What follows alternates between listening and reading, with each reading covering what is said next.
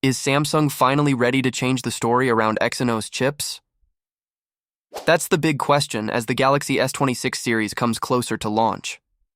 For years, Samsung has released its flagship phones with two types of processors, Snapdragon in some countries and Exynos in others. And more often than not, the Snapdragon version has come out ahead in performance, efficiency, and overall user satisfaction. Now, with the Exynos 2600 on the horizon, Samsung might be facing one of its most important decisions yet. Leaks suggest Samsung is sticking to its usual regional approach for the Galaxy S26 and S26 Plus, using Qualcomm's Snapdragon 8 Gen 2 for Galaxy in some areas and the new Exynos 2600 in others. But there's something new this time. Reports say the Galaxy S26 Ultra will only come with the Snapdragon chip, no matter where you buy it. That raises some serious questions. If the new Exynos is truly on par with Snapdragon, why not include it in the Ultra model, which is supposed to be the best of the best? This decision hints that Samsung may still not fully trust its own chip. And that's understandable. Previous Exynos models have faced criticism for overheating, poor power efficiency, and underwhelming performance in gaming and high-demand tasks. So while Samsung has been working hard to improve its chips, this move with the S26 Ultra shows they're still cautious. It's a sign that they're not ready to risk the reputation of their top-tier device. But this goes beyond just one phone. Samsung has a much bigger goal. The company wants to reduce its reliance on outside suppliers like Qualcomm.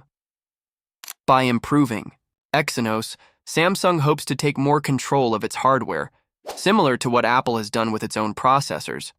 This strategy could help them offer better battery life, smoother performance, and more consistent updates in the long run.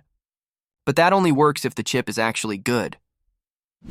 The Exynos 2600 is built on Samsung's new 2nm process, which is a big step forward.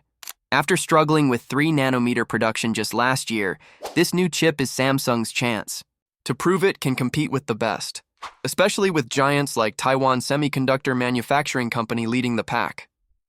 If Samsung pulls this off, it won't just improve its phones, it'll also give a major boost to its semiconductor business.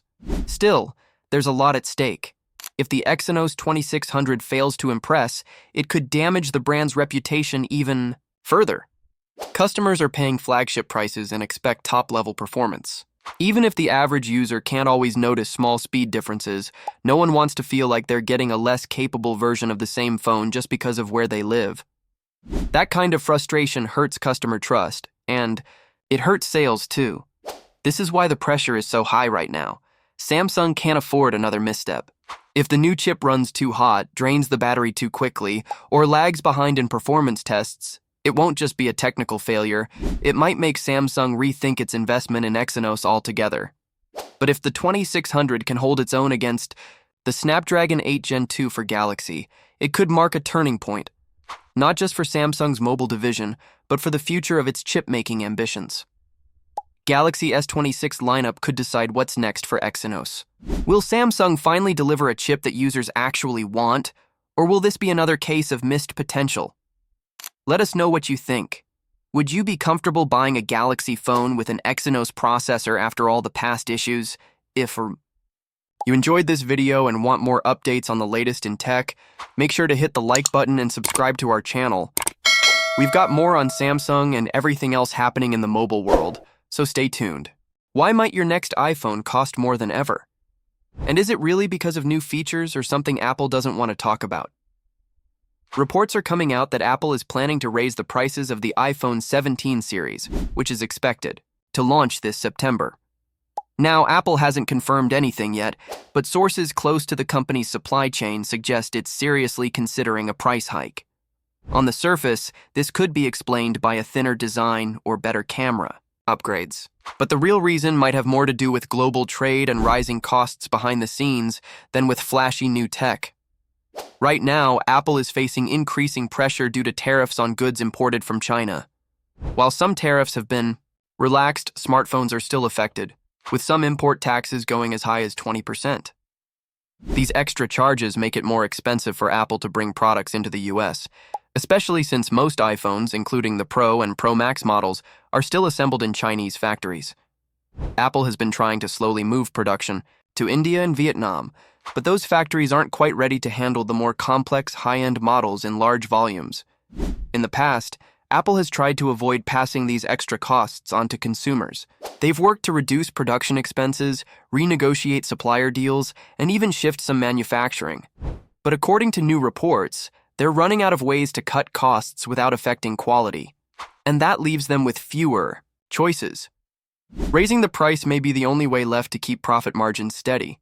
But Apple probably won't say it's because of tariffs or supply chain issues.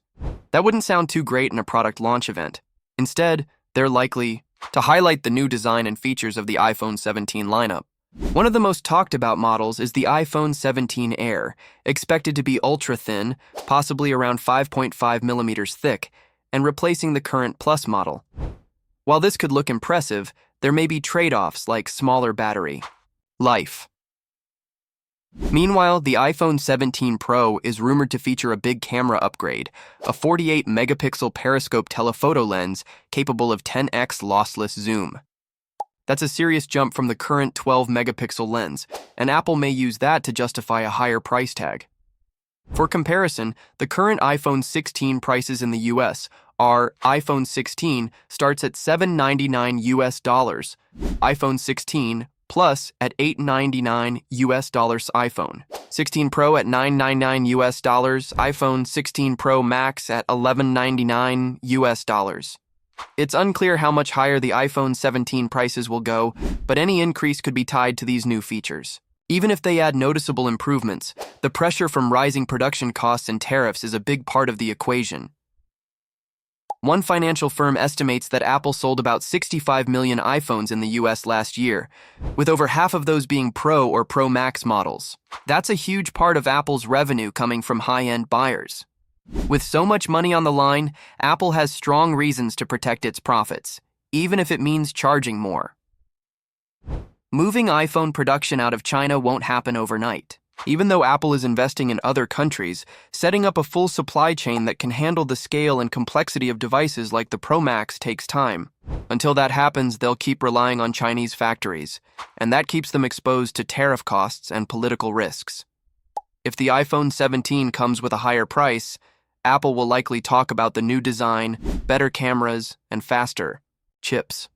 But what they might not say out loud is that global trade pressures and expensive production choices are pushing the numbers up too. Thanks for watching. If you want more simple and clear updates on Apple and the tech world, don't forget to like this video and subscribe to our channel. Could Samsung's trifold phone end up being a letdown before it even hits the market? For years, fans have been eagerly waiting for Samsung's next big move in the foldable phone world. After the flips and the foldable book-style designs, the buzz has now turned to something even more exciting, a trifold. When Samsung teased this innovative design during the Galaxy S25 event, it looked like the company was about to push the limits of foldable technology. However, as early details start leaking out, some of the initial excitement is being tempered by unexpected drawbacks. One of the biggest points of concern is the charging speed. Imagine this, a phone that folds into 3 parts, offering a screen that stretches out to nearly tablet size when fully opened. With all the latest tech Samsung is known for, you'd think the charging speed would be equally impressive. But rumors are circulating that the trifold could still charge at just 25 watts. That's the same charging speed we've seen on earlier foldables like the Galaxy Z Fold 5, and it's being reported that the trifold is being tested with a charging rate around 23 to 24 watts, officially labeled as 25 watts. Now, for most regular smartphones, 25 watts might not seem too bad. But for a flagship device that promises groundbreaking technology, this feels a little underwhelming. This situation becomes even more puzzling when you consider that some of Samsung's more affordable phones, such as the Galaxy S56 and A36, already support faster charging speeds of 45 watts. Why then would Samsung hold back on this critical feature for its most advanced foldable model? One possible reason could be Samsung's cautious approach to battery management. Foldable devices come with their own set of challenges due to their complex designs, and there's always a concern about heat buildup and long-term battery health. By sticking with a slower charging speed, Samsung may be trying to avoid potential issues down the road. But for a device that's expected to be a significant step forward in foldable tech, this slow charging speed could feel like a step backward for some users. But charging isn't the only place where Samsung might be playing it safe. Another leak suggests that the trifold phone could forego the under-display camera, a feature that has been a signature element of recent foldable devices. Instead, Samsung might stick with a more traditional camera setup. While this is not a deal-breaker, it does raise questions about whether the trifold will offer the same level of innovation that people have come to expect from Samsung's foldable phones. On the bright side, there are still some exciting features to look forward to. The main screen is expected to be around 10 inches when fully unfolded, which would put it into tablet territory.